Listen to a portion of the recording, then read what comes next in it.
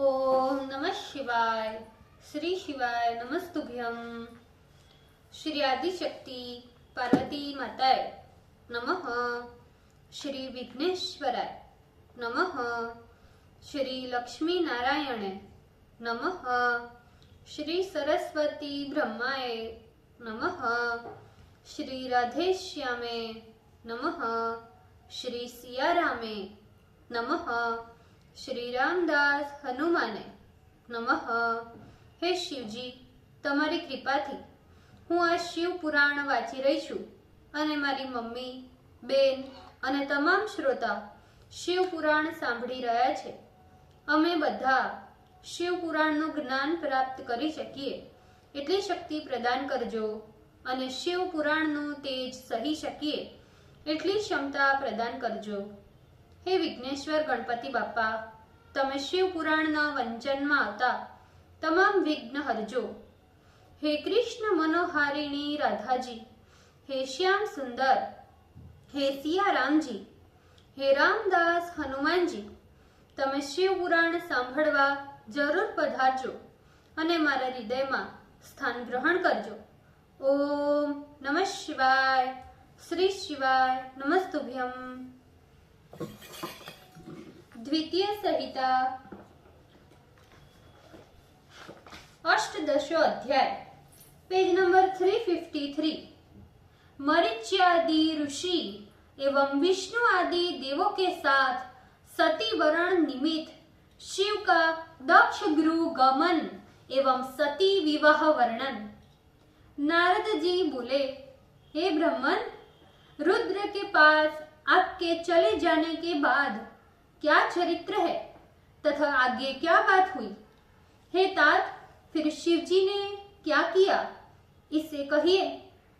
ब्रह्मा जी बोले, इसके अनंतर मैं प्रसन्नता से शिव को लाने के लिए हिमालय पर्वत पर गया।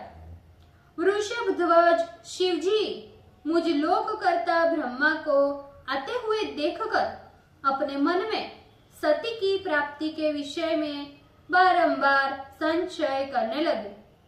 शिव जी लीला से तथा सती की भक्ति से लोक अगति का आश्रय लेकर प्राकृत मनुष्य के समान ही मुझसे कहने लगे, हे सूरज ज्येष्ठ, तुम्हारी पुत्र दक्ष ने सती को मुझे देने के विषय में क्या किया, आप उससे कहिए, जिससे कामदेव मेरा हृदय विदीर्ण न करे। हे सूरज ज्येष्ठ, सती विषय किए विप्रयोग अन्य प्राणधारियों को छोड़कर दौड़ता हुआ मुझे ही क्यों मारना चाहता है? हे ब्रह्मन, उस सती से जाकर मेरी बात कहो। वह सती मुझसे अभिन्न है, अतः उसकी प्राप्ति के लिए तुम यत्न करो, अथवा मुझे वो जिस प्रयत्न से प्राप्त हो जाए वो उपाय को बताओ, जिससे मैं शीघ्र ही उसे प्राप्त करूं।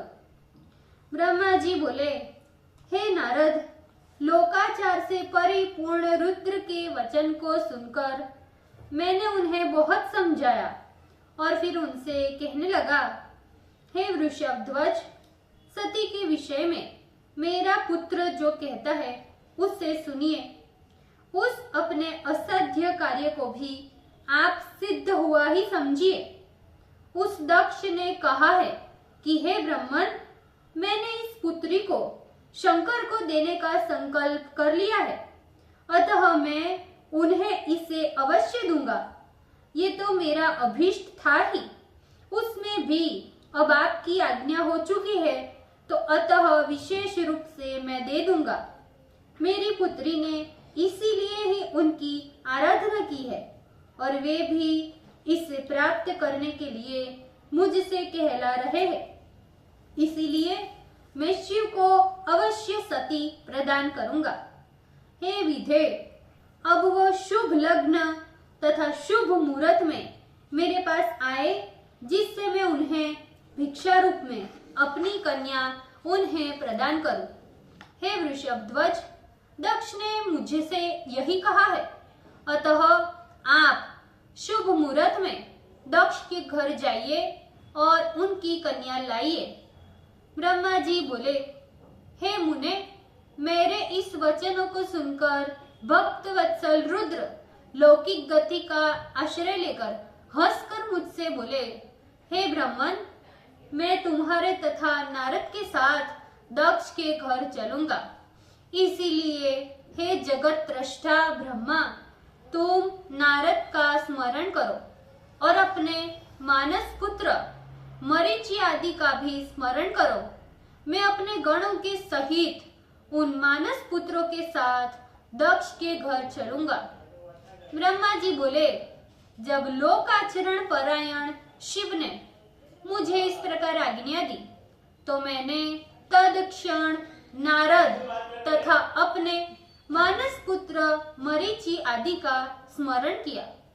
फिर मेरे स्मरण करते ही वे सभी मानस पुत्र तथा तुम नारद के साथ बड़ी प्रसन्नता से शीघ्रता पूर्वक सादर उपस्थित हो गए। इधर रुद्र ने भी महाशैव विष्णु का स्मरण किया, जिससे लक्ष्मी के साथ गरुड़ासन पर आरूढ़ हो वे विष्णु शीघ्र ही सहस सैन्य वहां पहुंच गए। चैत्र शुक्ल पक्ष त्रयोदशी रविवार पूर्वा फाल्गुनी नक्षत्र में शिवजी ने यात्रा की।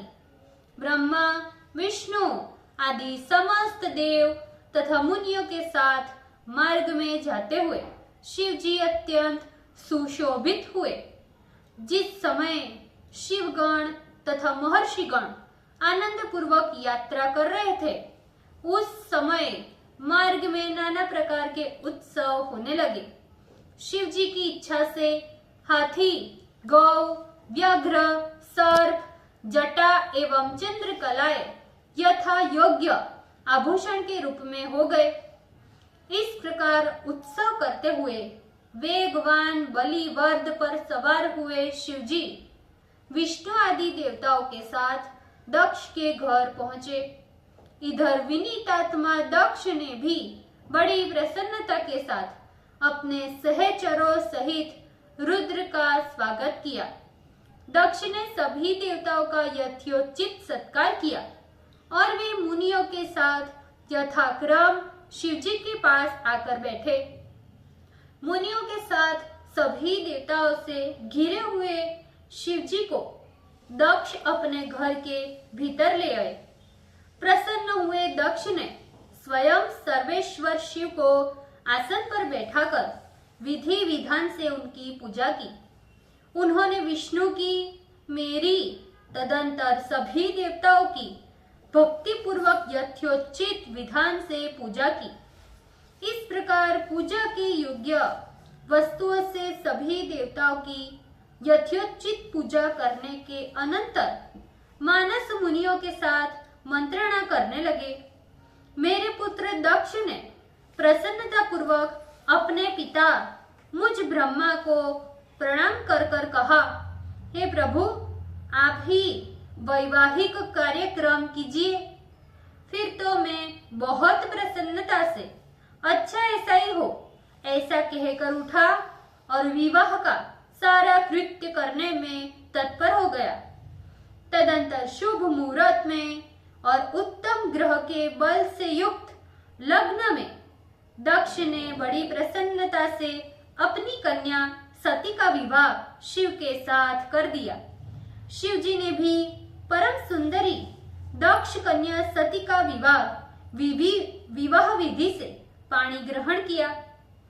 उस समय विष्णु ने, मुनियों तथा देवताओं ने उन्हें नमस्कार कर अनेक प्रकार की स्तुतियों से उन महादेव जी को संतुष्ट किया।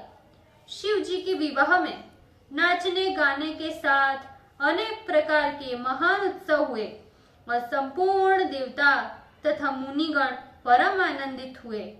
मेरे पुत्र दक्ष इस प्रकार शिव जी को कन्यादान देकर परम कृत्य हुए। शिवा और शिव परम प्रसन्न हुए, जिससे सब कुछ मंगलमय हो गया। ओम नमः शिवाय। श्री शिवाय नमस्तुभ्यम। भूल चूक माफ करजो, श्रीजी कृपा रखजो। આજના શિવપુરાણના વંચનનું પુણ્ય મને પ્રદાન કરજો શિવજી. ઓમ નમઃ શિવાય. શ્રી શિવાય નમસ્તુભ્યમ.